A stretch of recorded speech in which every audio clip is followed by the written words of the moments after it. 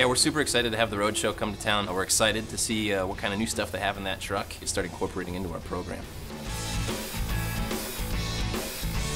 One of the things I'm really excited about is we're having some dedicated time for the trainers to hang out with our instructors.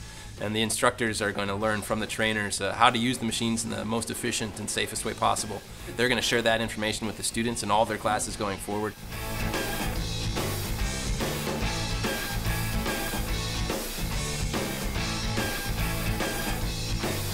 What we're focused on with the Roadshow is education. Skills gap in trades is getting young people involved and excited in building and fabricating and working with their hands, giving to their community in that way.